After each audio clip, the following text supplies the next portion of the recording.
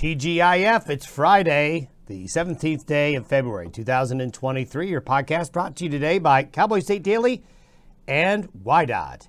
Well, enjoy the next couple of days because the weather is going to be, well, pretty nice. It'll still be a little bit windy out there in some areas, especially in parts of Wyoming, the usual wind-prone areas. The winds are going to be a little bit gusty, the I-25, I-80 corridors, but there'll be Chinook winds. So in the region, temperatures along and east of the divide will be a little bit warmer, and we'll have a mix of high clouds and sun, a nice little break in the weather.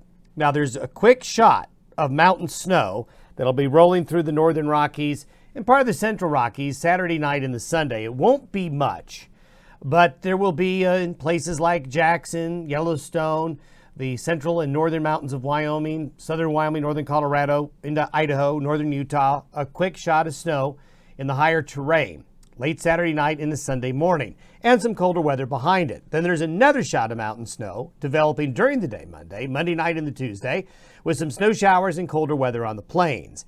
We don't expect the temperatures to be much colder behind these fronts, a little bit though.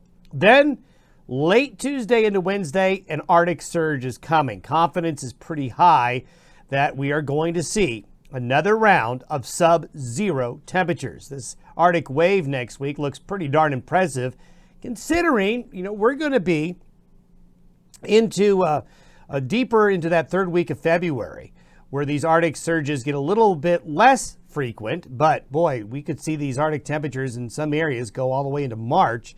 So we are going to see some really, really cold weather, and we're going to see overrunning snow. Arctic air being overrun by Pacific moisture. That's going to be taking place in many areas next week, especially from really late Tuesday, probably into early Thursday. This is going to lead to hazardous livestock and travel weather conditions coming across the entire western United States and many areas of the northern plains. Could we see the northern lights next couple of nights? Yes. Get your camera ready if you are one of those that like to go out and brave the cold and maybe get some of those aurora shots. I'll show you at the end of the podcast where that could happen. Today's satellite imagery shows very little going on out west. Now, this is why you want to get outside, get some fresh air and some sunshine over the next day or two. We have a swirl of clouds here off the coast of California. That's low is kind of stuck there and will spin around. And you can see a lot of the central and western United States kind of in a gap. You can see some clouds up here. You can see the jet stream forming, wanting to make an arc headed this way, and that's what's going to develop over time. So you can see very well that low off the California coast there, the high developing, and those clouds I just showed you are forming right here along this strong, moist, energetic jet stream wind developing in the North Pacific that's going to be directed towards us here in a day or two. So enjoy today and tomorrow. There you go, through tomorrow. We do see some snow coming back up into here and into the Pacific Northwest, but the rest of the West, quiet weather. Then by Sunday morning, we have a trough and a cold front swinging through very quickly. This is the quick shot of snow in the mountains Saturday night into Sunday and colder weather on the plains behind it. So here you can see the snow forecasted right here as that system goes through. Again, it's mainly a mountain event with maybe a little bit of snow shower activity on the plains. So fresh snow on the ski slopes for you by Sunday morning in many areas. Then by Monday night into Tuesday, strengthening northwest flow comes in. That high in the eastern Pacific gains strength. And notice how tightly packed these black lines are. This is going to be an axis of very strong jet stream winds aloft coming in from the northwest. And as we told you, those northwest winds aloft coming in at the right angle, the right temperature and moisture regime to really get the snow factory going up into the mountains. And that's really going to get going as we get into Monday afternoon, Monday night into Tuesday, and into early Wednesday. Then what unfolds after that will be a shot of the Arctic air. This is round 2 of the snow. And we can see already overrunning snow is going to be forming in Montana, far northern Wyoming, out into the Dakotas as the Arctic air seeps Tuesday into those areas. But you can see the mountain snow here, and the mountain snow is taking place right here and across northwest Montana and the Pacific Northwest. So that's the second round of winter weather. Then here comes the third round. That low comes off the west coast, digs into the Great Basin states, and drags in with it some very Arctic air. And there it is. Arctic air comes in. If we go here and take a look, the Arctic air on the ground slips in basically right from those areas there south into the region.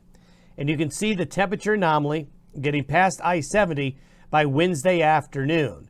Moist Pacific air gets drawn in up over on top of this. That is that overrunning pattern. And look at the Arctic air. These are the forecasted temperatures by next Thursday morning.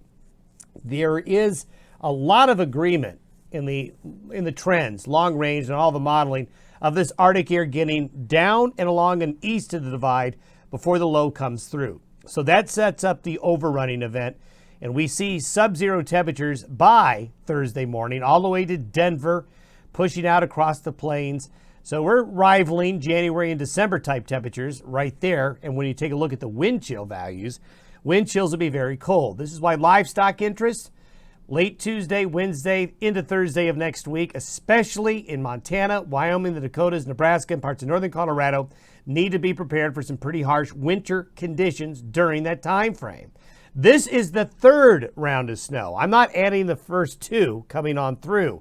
And you can see there's a broad area here, kind of an arch, of where the overrunning precipitation is going to be. Now, I would not be surprised if this heavier overrunning precipitation gets shifted further south. That's usually the case this far out. The modeling is kind of too far north with the Arctic air.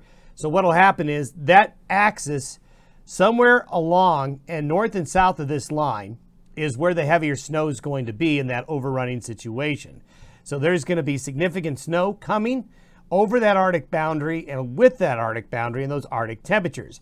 By next Saturday, the trough is kind of getting elongated and moving on through, but the cold air still resides. And we continue to have a strong, very energetic jet stream coming in from the Pacific. So there is going to be not only a lot of weather this week, there is going to be more weather this coming week and the week after that. So it's going to be a couple of weeks here of a lot of winter coming our way. This is the temperature anomaly by next weekend. There's no significant warm up once that Arctic air comes in. And remember, if we put more snow on the ground, that exacerbates the cold as well. And if you look at the 10-day cumulative temperature regime, you can see how cold the north central and the western areas of the United States, how cold it will be relative to the 30-year average. That's a pretty cold stretch coming our way, while the East Coast and the Southeast, well, they get to be the happy place in terms of the warm, sunny conditions. Quickly, Aurora Borealis, the Northern Lights. Possible? Yes, we've got a lot of very, very active sunspot activity on the sun right now. And a couple of days ago, we had a coronal mass ejection. So there's a geomagnetic storm watch coming up today and into tomorrow. So there is a fairly good possibility of northern lights across North America the next couple of nights. We all know how finicky these are. There's really no guarantee you're going to see them, other than to tell you the possibility of them occurring is certainly going to be higher than a normal day. And if you look at this animation, I want you to look at the middle graphic here. That yellow dot is the sun, and the coronal mass ejection is that thing that looks like a bow right there that is coming on through. So that excites the upper levels of the atmosphere, and you get your Aurora Borealis. So it's not a direct hit from the coronal mass ejection, but a glancing blow. And if you're willing to brave the cold nighttime temperatures, we won't have too many clouds tonight. And so it might be a good opportunity. Have yourself a good weekend. We'll have an update for you on Monday with all this winter weather that's coming.